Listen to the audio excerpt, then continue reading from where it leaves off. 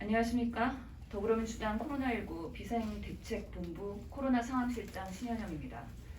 지난 한 주간 코로나 상황실에서 현장 전문가들과의 논의를 통해 정리된 코로나 대책에 대해 정기 브리핑하는 시간을 갖도록 하겠습니다. 신규 확진자 증가세가 다소 주춤했지만 여전히 위중증 환자와 사망자 수는 줄지 않고 있습니다. 오미크론 변이 역시 전국적으로 전파 중이고 연말 모임 등으로 인한 확산 가능성도 여전히 불안 요소입니다. 현재 적용되고 있는 방역 지침은 1월 2일까지 적용됩니다. 이후 적용될 거리 두기 강도는 아직까지는 완화하기는 어려울 것으로 판단됩니다.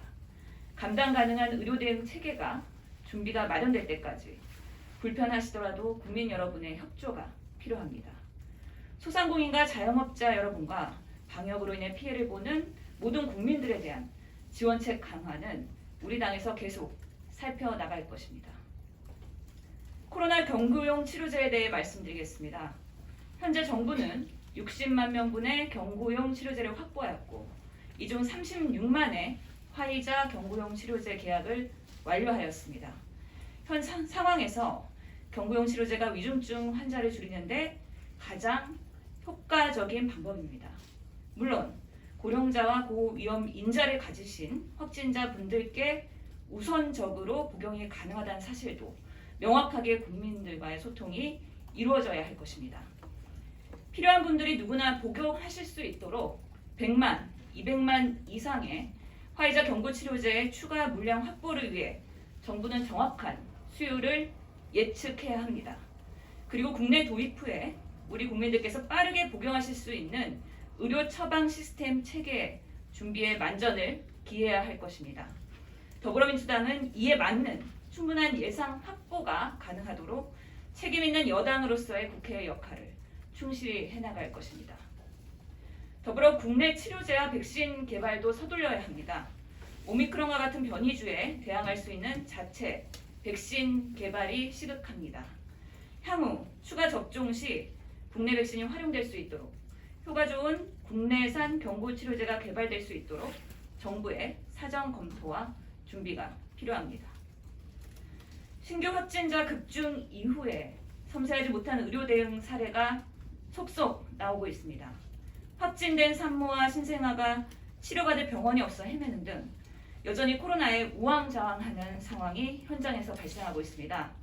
코로나 확진자가 수술을 받아야 하는 상황이 발생하더라도 병원을 헤매지 않을 수 있도록 환자가 가장 먼저 맞닥뜨리는 의료 현장의 목소리를 경청하고 시의적절한 처치가 적시에 이뤄질 수 있도록 사전에 그리고 실시간으로 의료계와 소통 대책을 마련해야 합니다.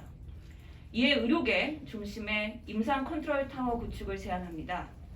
정부는 장기화되는 코로나와 또 다른 감염병 시대를 대비해서 의료 대응 시스템을 재정비해야 합니다.